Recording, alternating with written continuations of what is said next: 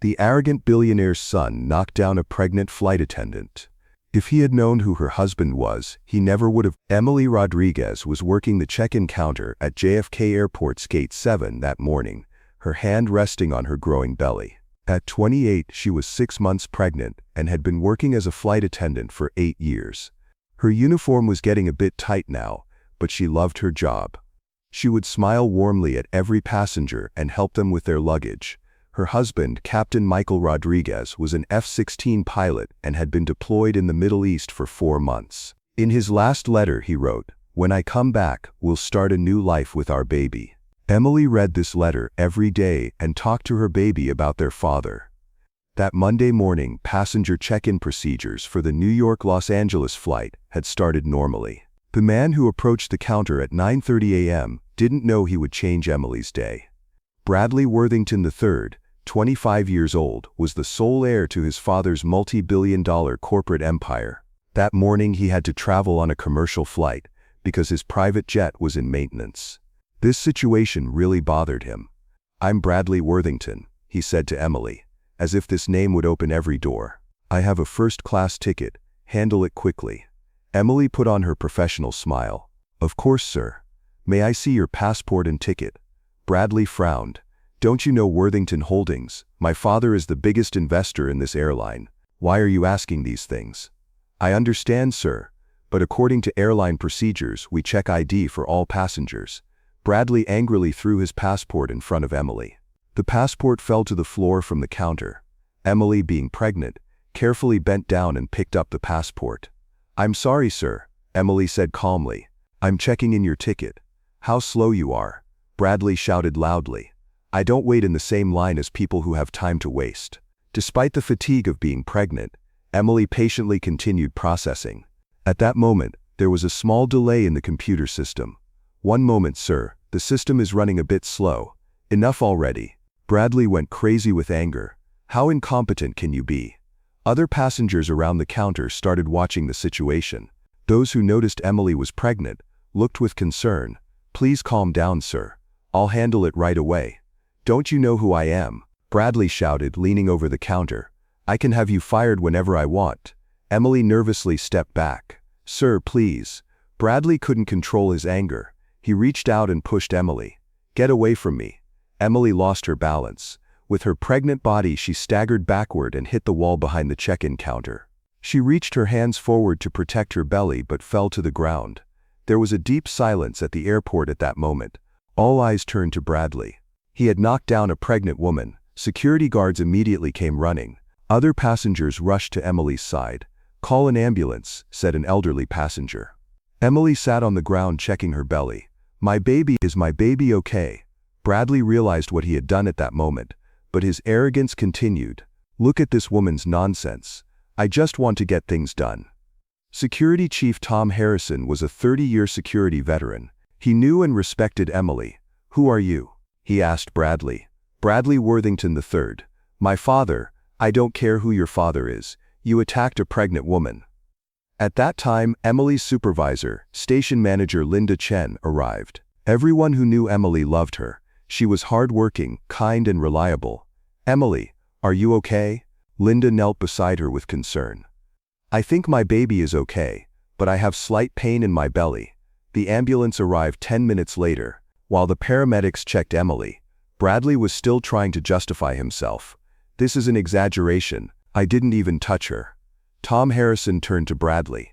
"The security cameras recorded everything. You pushed the pregnant woman and knocked her down." At that moment, Emily's phone rang. Video call. A man in pilot uniform appeared on the screen. How are you, honey? Our baby." Emily started crying. "Michael, someone pushed me. I'm going to the hospital." The man on the other end of the phone immediately became serious. "What happened? Who?" Tom Harrison explained the situation. "Sir, your wife was attacked at the airport. We're taking her to the hospital by ambulance now." The pilot on the screen was barely controlling his anger. "I'm Captain Michael Rodriguez, Air Force. I'll demand an account for what happened to my wife." Bradley froze at that moment. "A pilot? Air Force? I'll be in New York in 6 hours," said Michael. "Whoever touched her?" Tom Harrison looked at Bradley. "Did you hear? This woman's husband is a pilot, and you attacked his pregnant wife." Bradley's face turned white. Among his father's company relationships were major defense contracts with the Air Force. At the hospital, the doctor examined Emily. "The baby is fine, but you should rest for a few days due to stress." Michael Rodriguez was in New York in 5 hours. He came straight to the hospital from the airport. When he entered Emily's room in his pilot uniform, Bradley's father called. "Bradley, are you aware of what you've done?"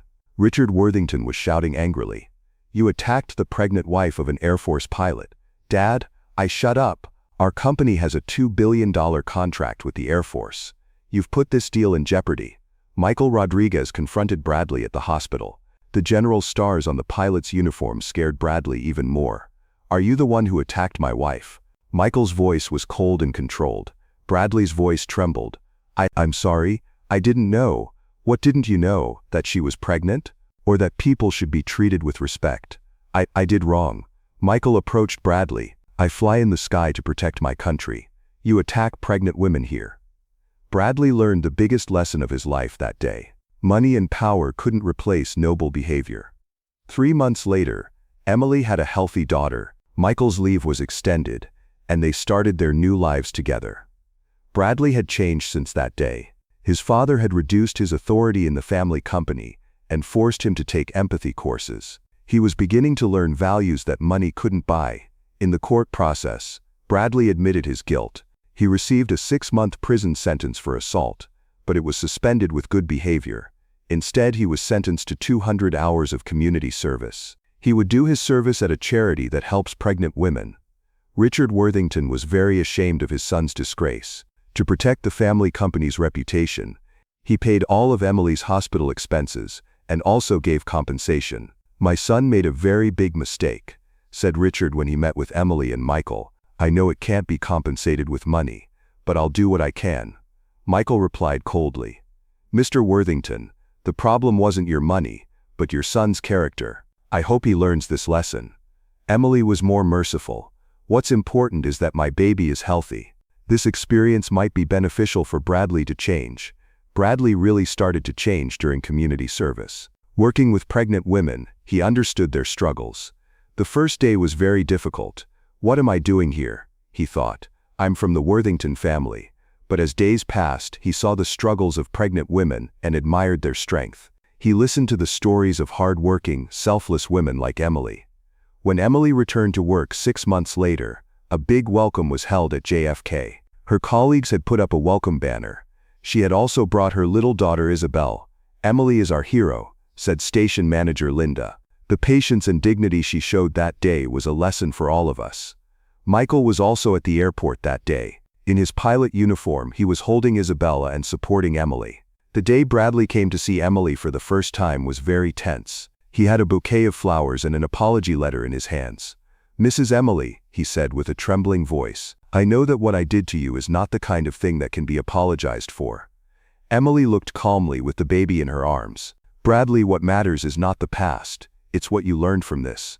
I think about that moment every day. I can't understand how I could do that to you when you were pregnant and defenseless."